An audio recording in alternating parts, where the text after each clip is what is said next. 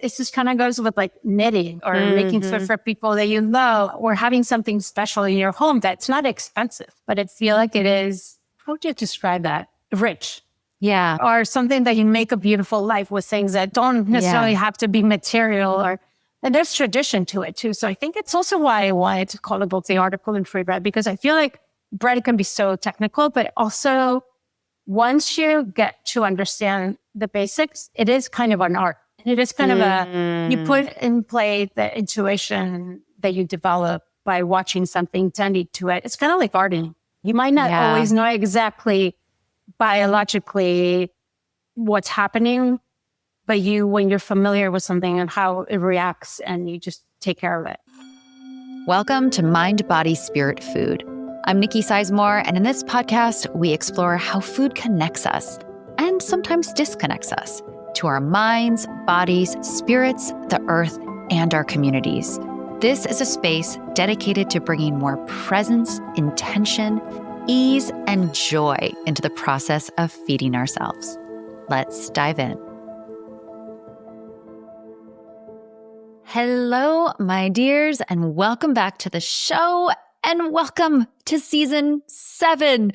Okay, I have to be honest. I'm actually recording this in December. In fact, in this episode, you're going to hear a few holiday references because my new book comes out in January. My schedule in January and February is completely bonkers, but I wanted to make sure that I had a few episodes in the bank so that we could kick off season 7 without delay. I can't wait to see where I'll be when this episode airs. So here I am speaking to future me and to present you. But whatever I'm doing, I hope that it will involve baking bread. I feel so inspired after today's conversation with Aran Goyoaga, who has been on this podcast before, but today we are diving into bread making. Aran's new book, The Art of Gluten-Free Bread, came out last fall. It is absolutely gorgeous. And this episode is so empowering, whether or not you can eat gluten, because many of the tips that we talk about apply to bread making in general. We get into how to make a sourdough starter, the differences between using a sourdough starter and instant yeast, how bread making can be a form of meditation and can help ease anxiety, what breads to start with if you're new to bread making, where Aran is finding her inspiration in the kitchen and out, and the tension between building a business off of a passion. Aran and I are both so lucky to do what we love to do for work, but there's a tension in that intersection of art and commerce when the work that supports us creatively and maybe even spiritually also must support us logistically when it's our livelihood. I just want to say I am so deeply grateful that you're here listening, and I want to extend a special heartfelt moment of gratitude for the paid subscribers, because this work truly, truly, truly could not happen without you. This is a community-driven enterprise, and I'm so grateful for your support.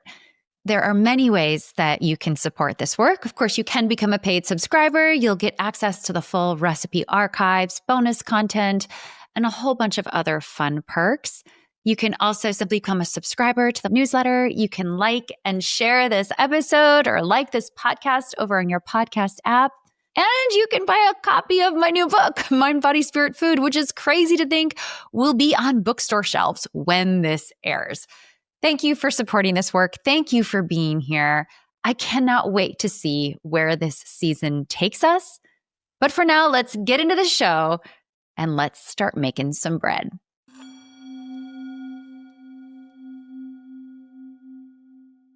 Hi, Aran, and welcome back to the show. I'm so excited to have you back on.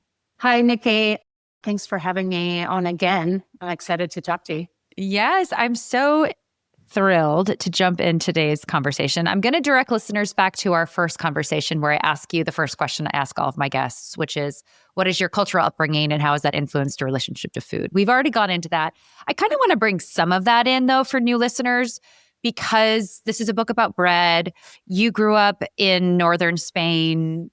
your grandparents owned a bakery, and I'm sure that kind of influenced your decision to write an entire book about gluten-free bread making. But what was that seed moment that inspired this book? Well, first of all, my grandparents owned a pastry shop. So in most of Europe, or at least in like France and Spain, you have pastry shops and you have bread bakeries. So they're usually different establishments.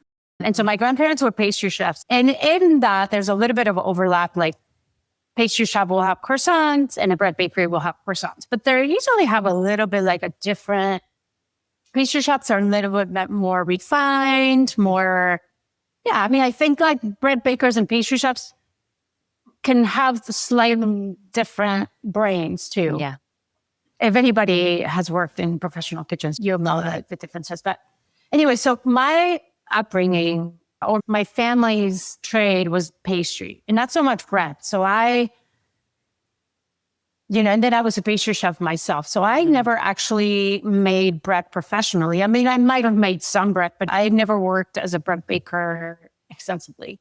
So this was also a challenge for me as being not only a book about gluten-free bread. So that's technically that requires a whole other set of skills, but also because I had to learn about like fermentation myself, not so much in baker's yeast because that's really easy. And I've made brioche and I've made croissant in my life. But when it comes to sourdough and wild ferments, that was also something that I had to learn myself.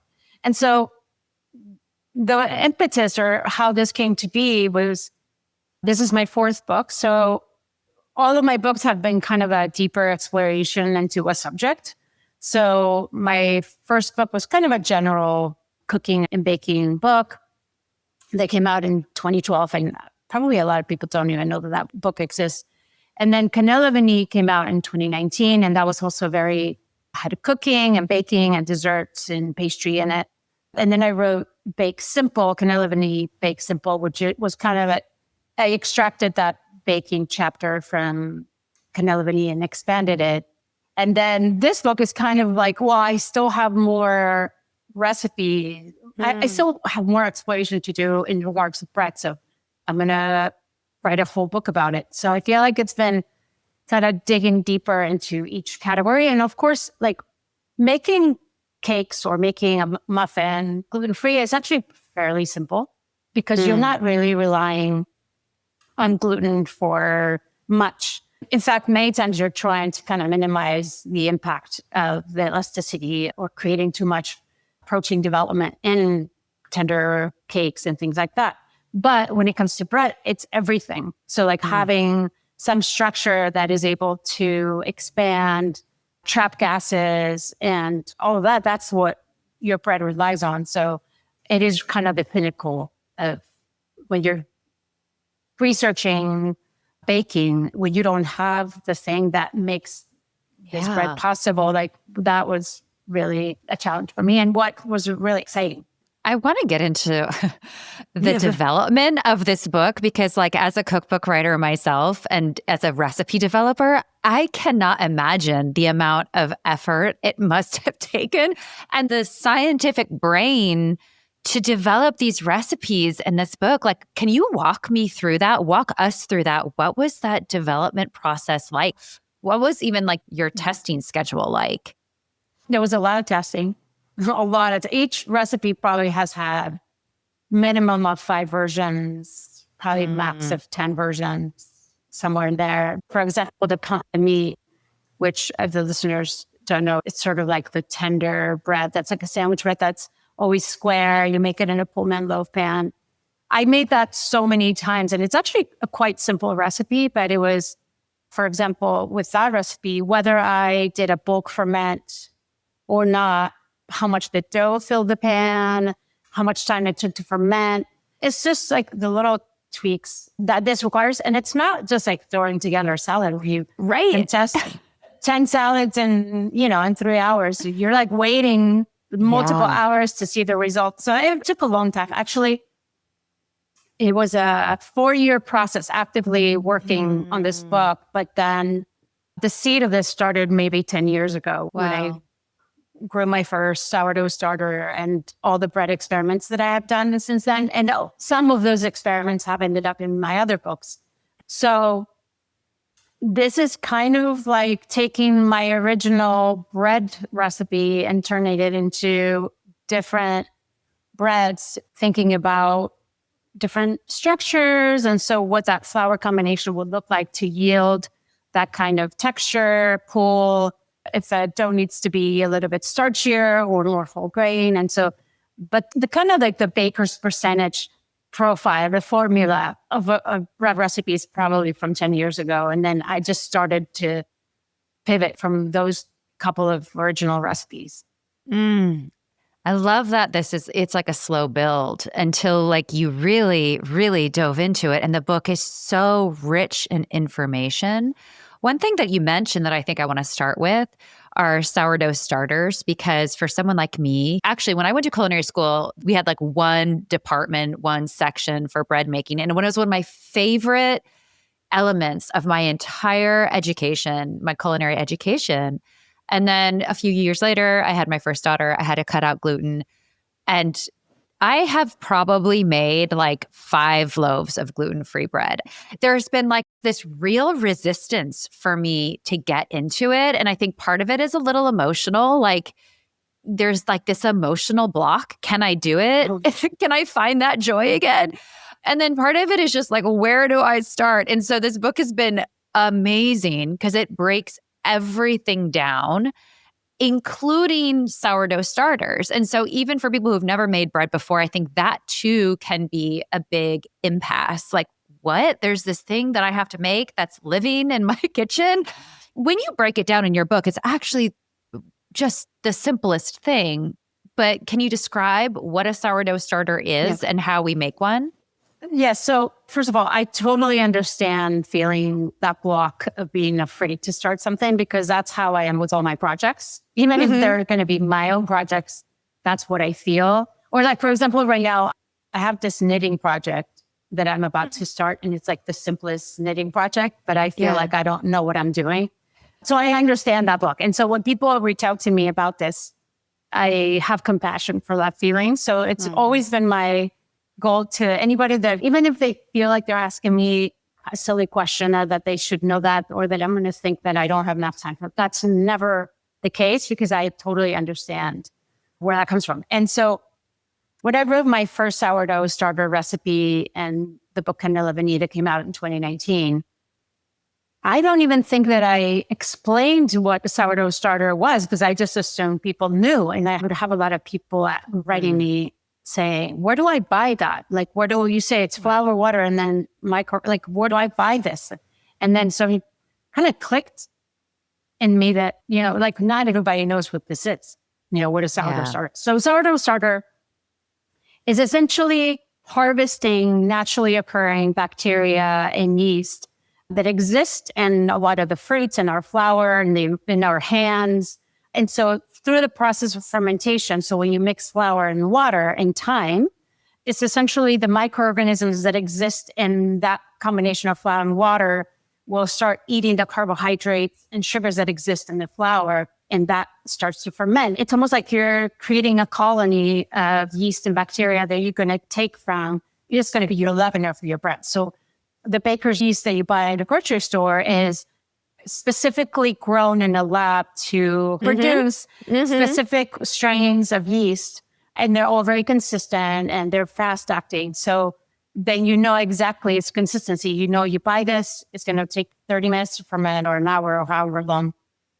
And you can replicate that every time. But you don't have to buy that. You can actually harvest that in your own home by mixing flour and water. But then it's a little bit more volatile because it's not lab grown.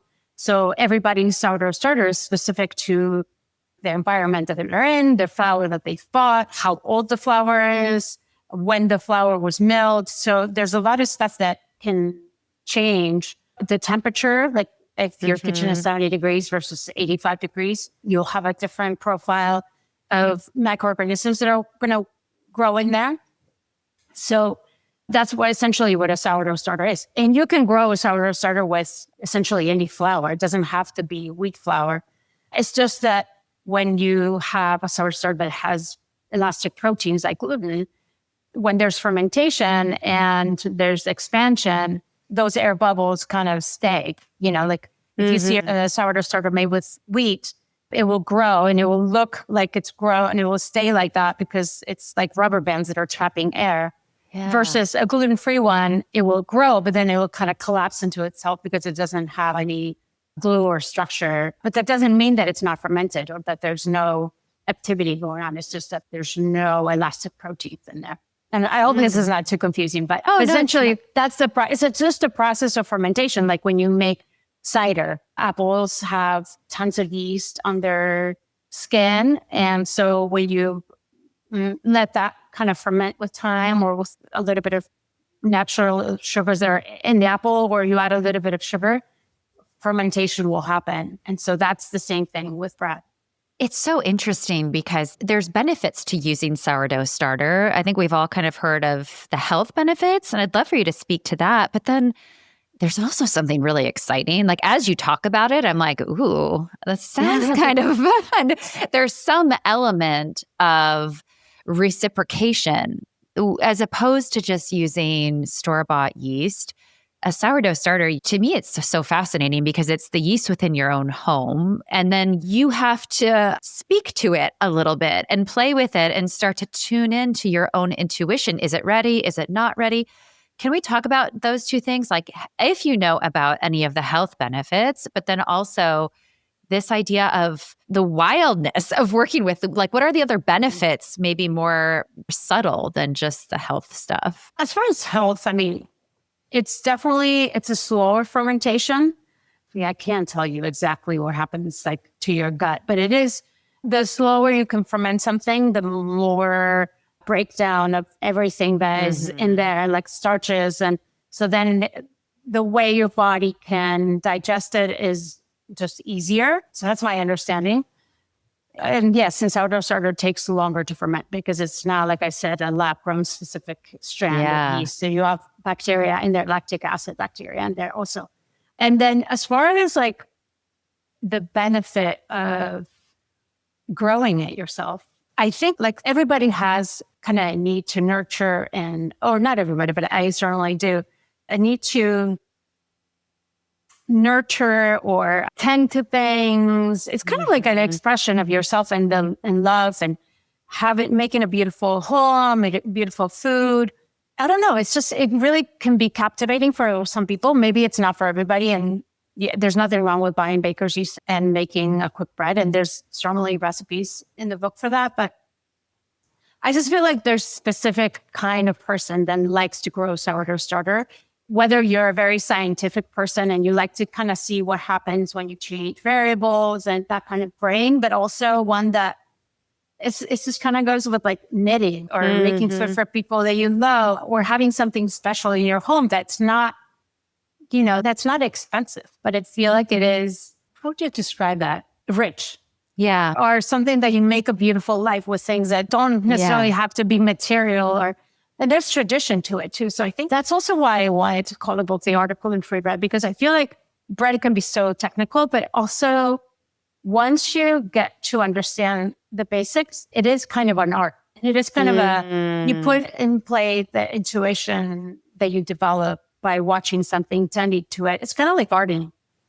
You might not always know exactly biologically what's happening, but when you're familiar with something and how it reacts and you just take care of it. I think you answered that beautifully. One thing that you say in your book is making bread is a ritual, a space of meditation and creativity.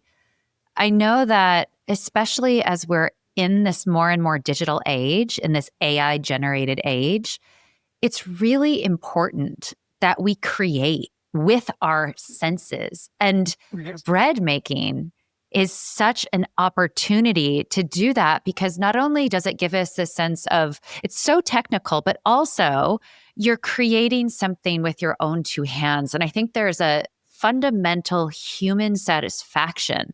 And then, like you said, like those things that we do with our presence and with intention bring meaning to our lives. They bring us a sense of fulfillment. I wanted to ask you about that space of meditation. How does bread making feel like a space of meditation for you? It really makes me focus. I am a person that I have a lot of anxiety and I live a lot in my head. So being able to focus on something material, tangible, where my attention is devoted to completely, it's very soothing because that's not how my natural brain works. And so I think I've always gravitated towards anything that has to do with my hands. Like now I'm just dabbling with knitting because it does bring the energy from my head into my hands, or sometimes walking, it's to my feet. Something that's physical because I live so much in my head that I do need that. It is kind of like a way also for me to, I don't know, it's my creativity because I think I never thought of myself as my dad is an artist, my brother's an artist. They have a very like artist kind of way of living and thinking. And I was always I'm a Capricorn moon, so very like practical, technical, process emotions like very rationally. And so I think like having this, cooking and baking are in the surface, very technical skills, but then you can be very creative through how you present something or how you're thinking about flavor combination or the intuition you develop to take care of bread or sourdough sugar. So I think those things are my creative expression in a mold of being such a perfectionist, technical, kind of like rational person. It is my free space or like my creative space, I guess. It's so fascinating to hear you say that you didn't think of yourself as a very artistic person, because anybody, I guarantee you, who sees your work thinks of you as a very artistic person. And part of the beauty of your work is, to use a word my 16-year-old uses, the aesthetic of it, which, whatever. but you shoot your own photography. And I think you create within your work, you create this feeling, like your book invokes that feeling in me of like, oh, like this is real. This isn't super fake staged. This is real. This is bread. But also like there is so much beauty and tenderness within this. And you capture that somehow within your photography. And that I think that's just because that's what bread is for you. I mean, that's what you're describing, which is so cool. One thing about getting back into like the more technical things, we were talking about the sourdough starters and those long ferments, which I also just wanted to mention, also create flavor, like, right? So there's that flavor development as well. And then there's the breads that use just store-bought yeast. How often do you make bread? And is there a bread that is just like your favorite thing to make? Or is that like asking your favorite child? Because sometimes that's how it feels. Yeah. I mean, I make bread not as often anymore. Now that I'm not working on the book, because it's actually, my son is in college. And so it's just my husband, me, and my daughter, and we don't eat that much bread. So I make it probably a couple times a week. I mean, I was making bread every day, like 5 times a day. Yeah. But I just like making bread because I like experimenting with things like, so to your question of my favorite, not necessarily, okay, so I have different ones, but I love playing with brioche dough. I love eating it, but I love all the kind of that world between pastry and bread that exists with brioche. It's like a rich, sweeter bread. And you can you can make all kinds of cinnamon rolls, a lot of traditional. Now with the holidays, a lot of people ask me, I just had this lady, I think her family's Norwegian, and they have this traditional bread that they make. And she was asking me what base recipe she can use to kind of mimic her grandmother's recipe, and it had, dry fruits in it. And so I was like, well, is it like stolen? Is it more like a fluffier? So I just love kind of investigating that. And so brioche is kind of a good base in the tradition of like challah. I mean, challah is a little bit different, and there's a challah recipe in this one. But I love all those braiding bread and playing with that kind of fluffy dough. To eat, I love baguettes. So the salted miso baguettes in the book are probably, if I were to make myself bread, that's what I would make. I also love the corn milk sourdough bread, actually. It's kind of It's like a sweeter, it's a bowl. So it's not just cornbread like in a pan, although there is kind of a cast iron pan cornbread, traditional cornbread. But this is more a bowl, and it has a crispy exterior, and it's a little sweet, and it's tender inside, and it's made with sourdough starter. So you juice the corn, and so the corn milk that you get from it, it's what you use. So it's like just really interesting bread, and it tastes really good. I love that. And I just made panettone last week. We are recording a lot earlier because I'm about to head into my own book craziness this winter. In fact, Aran and I will be seeing each other in person, but this episode is airing in March before Easter. Yeah, so what are some Easter breads? What anything to do with brioche. So for example, there's a lot of, there's a pistachio baklava, babka. That would be really delicious. Also, there's an apple. I know that's more fall, but there's an apple streusel braided brioche, but you can make like a rhubarb compote and use that instead of the apples. And so it's kind of has like, you roll it almost like you would cinnamon roll. So it's like a log, and then you put it in a tube pan. It's twisted, and it's really pretty when you cut into it. And then you can make, there's strawberry cream buns. So that would be also really beautiful for Easter, kind of that spring.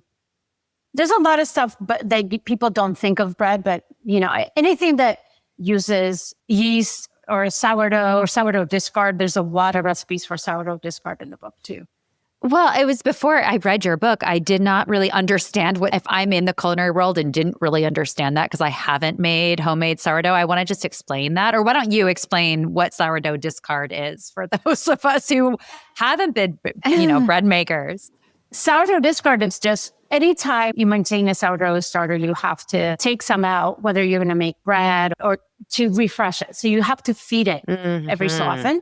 And because it grows, when it grows, you'd have to kind of keep feeding enough food for its size. So if you have a growing starter, then you have to multiply its food, and you end up with a ton of sourdough starter, and nobody really needs that much. So every time you're feeding it, you have to take some out. And so you start collecting all this little discarded sourdough starter. And sometimes it's very active. Like sometimes it's enough to make bread, but oftentimes it's been sitting in the fridge maybe for a long time. And so it wouldn't be enough potency to leaven bread, but it's still a combination of flour and water that, invested in feeding it. And then now it's not useful. So you just take some out, and it has a lot of flavor because it still has microorganisms in there. It's got like the acidic flavor.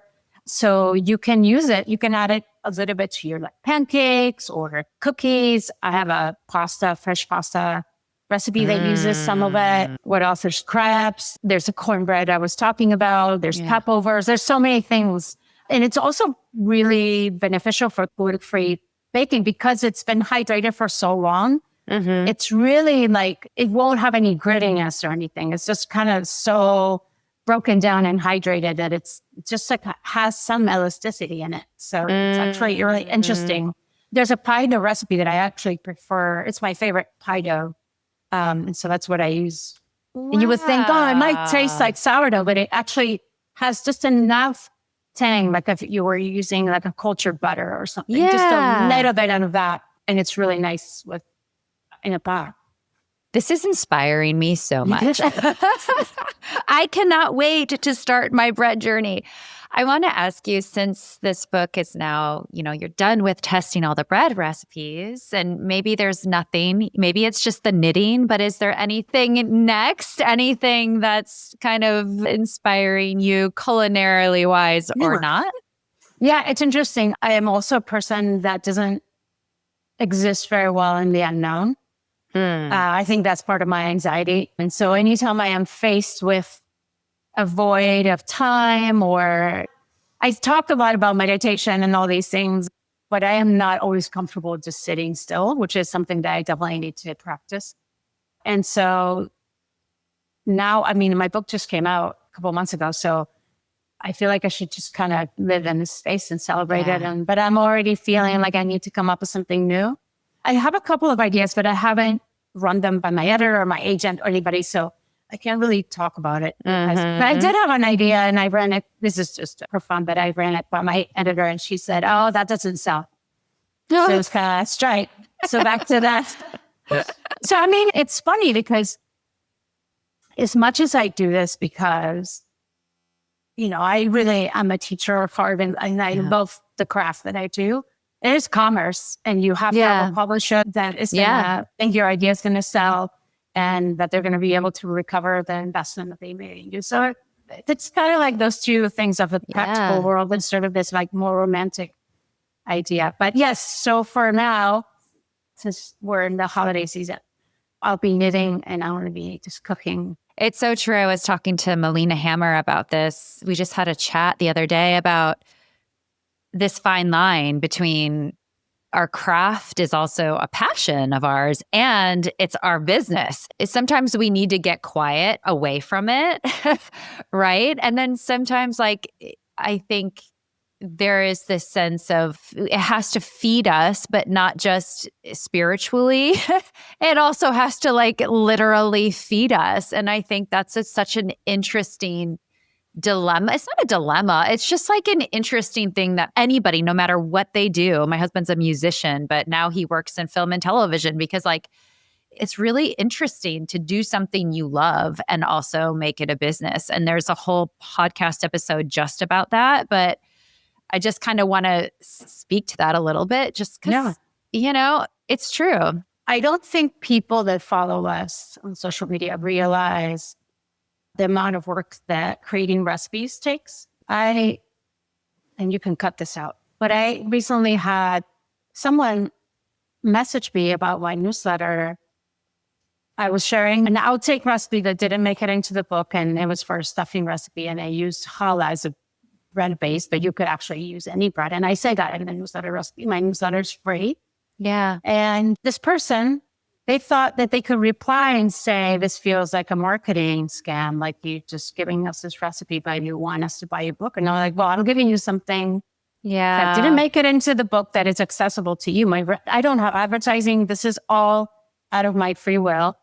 And that's how you choose to focus on that. I got a little defensive, but then I thought, well, I think it's because a lot of people don't understand the business model that we exist in, which is that we are a business and, we're teachers. Maybe you have, merch. I don't know, some people do licensing things, but it's all kind of different. You have to branch out in different ways to make an income. And I always try to be as transparent as I can, as accessible as I can. Books can be found in the library. You can go to your local library and ask for probably most cookbooks that are out now. So I think that's amazing. So I have this need to kind of sometimes explain myself. And maybe most people would be like, we get it, don't worry about it. But it takes only one person to really challenge me on it. That's what I focus on. And I feel like, am I not explaining this very well? Or what is the assumption that we are independently wealthy? Or and again, not to dwell on this too much, but it is kind of a reality.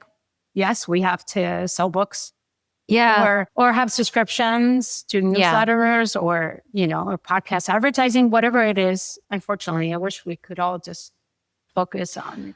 I do too, and I'm so glad we're actually talking about it because I think it's important for anybody in any kind of creative field. And there is this sense of reciprocation. So much of what you and I give is free to an extent, but then in the blog world, that was funded by ads. So the content is just flooded with ads, which I wanted to get away from with Substack and with this podcast, which are community supported. But even with this podcast, I'm considering adding ads into it because it's just not enough. And so it's just the reality of being a creator. And I think we're all trying to navigate in a way that feels honest, and honest in a way that's this is honestly my craft, but this is honestly also my business. And both things are true. Yeah. I think social media sometimes might make it seem effortless or romantic in a way that's not always true. I mean, we're so lucky to be able to put our passions in our work and do what we love for a job. But yes. Yeah. I like how you said community supported. I love that. Apart from food, what else is nourishing you these days? Or it can be food, but maybe just stepping away from bread, or maybe from, your own work. But is there anything else that's nourishing you these days? What's inspiring you? I feel like everything that really inspires me is all the things that I do. So photography inspires me, music inspires me, film inspires me. I flew back from New York last night and I watched the Jeff Buckley documentary, and that was just amazing. I just remembered how much when I was in my early 20s, how much I loved his voice. And then just watching, remembering him or someone putting together a documentary about his life and how that kind of editing brain. I mean, honestly, really is like film, music, food, interior design. I was at John Darien's store. It's right before Christmas. So it was just total like comfort. It's a haven of like just the lights. And yeah, I mean, I don't branch out much outside of really what I do for work. It's not like I love attendance or something. No, it's really everything that I hope to do is my work or things that feed my work, And I love to say travel, but it's also because I love seeking out sort of sources of inspiration through travel that it infects my work. But yeah, I'm very kind of insular in that. I kind of obsess it. Yeah. Well, that's it. Like that passion is coming through to you in all these different ways, but that all influences your work because your work is such an extension of who you are and what you care about. And I think that's really beautiful. It's true. For at least this is for myself, is also allowing myself times where I don't have to feel like I'm getting inspired. Like there's times when I'm like, just rest. Like just don't worry about it. Like it'll find you. What's meant to inspire you is going to find you. You don't need to go seeking it. You don't need to try at it. Like just be quiet. Just be quiet. And particularly, after finishing big projects like you and I have just done, it's like sometimes we just need to get quiet. I need to listen to your advice better. I mean, I need to be better about that and not always trying to aggressively make something happen. I do have that inability to, even though I know people think my life is so like calm and I do try to create that in my work. I have this sometimes angst inside of me that I need to sit with, like you said, just rest more. Yeah. Well, this is so beautiful. I do want to circle it back to bread just for one last question. And that is like, if anybody is new to bread making, what are the tools? Like I know we don't need a lot, but like, is there anything that you think people should know if they're brand new to bread making? I think if you're picking up my book, before you jump into a recipe, make sure that you read the How to Be a Successful Gluten-Free Baker chapter, which is the beginning of the book. In it, I explain everything about the ingredients, what to look for in the ingredients. Psyllium is like number one provider of structure in a bread recipe, in my bread recipes. And so the quality of that is very important. And the recipes are crafted. The amount of water in each recipe or liquid, the hydration of each recipe is crafted for a very pure psyllium. And so like really seek out, if you want to have my results, really seek out the best ingredients you can find. It's not, unfortunately, I wish it was, like you go buy this all-purpose flour and that all-purpose flour. And sometimes there might be some quality differences, but in general, wheat is kind of like a commodity and you can pretty much standardize. Gluten-free flours are not like that. And so a maker, somebody that mills buckwheat flour and somebody else that mills buckwheat, they're going to be different. And so read about what I am trying to do and convey. And so the first chapter is really important. And then there's a breakdown of the flours and the tools that you need. This book is actually only in weight amounts, so it's only in grams. I developed the recipes with both volume and weight in mind, but I was able to convince my publisher to only publish it with actual grams, which takes away a huge, I know people Americans get intimidated on that, but it takes away a huge variable of unknown, which is the inconsistency, volume to weight. And so if you follow the recipes and weight, and you look at the ingredients that I recommend, you're going to be successful because I think I'm really good at explaining the the expectation of each step, what the dough should look like. I mean, and if you've never made bread and you don't even understand the concept of fermentation, then just read like the introduction to the book, like see what this is about. But there's like, for example, pita, the pita recipe, I tell everybody it's really like a good introduction. I feel like it's a low effort, high yield recipe where you feel like you've made something like on it puffs up and it's beautiful and you have it on the table like really quickly. And yes, you can start with something like that. There's also a few recipes that don't have yeast. So there's like a couple of breads that are made with baking soda. There's some flatbreads there's like a roti that you whisk and you pour into the pan. So you don't even have to work off fermentation. But yeah, so I think reading the introduction is probably the best place to start. Wonderful. Well, I know I'm so excited. I feel so empowered, and I have no doubt my listeners is going to feel that way too. Like, let's try this. Let's make 2026 the year of bread making. And honestly, whether or not you can eat gluten, because, we talked about like the psyllium fiber, that's gluten-free specific, but a lot of the things we talked about today are just tenets for making bread in general. So thank you so much for sharing your wisdom. Oh, thanks for having me. Thank you so much for listening. If this work resonates with you in any way, you can support it by leaving a review or comment or sharing it with friends. Also, you can sign up for the newsletter, Mind, Body, Spirit, Food. And by becoming a paid member for just $5 a month, you help fund this entire project. Thank you so much to all of you who are already subscribed, especially to those paid subscribers. This work could not happen without you. I'm Nicki Sizemore, and as always, remember to nourish yourself with intention and love.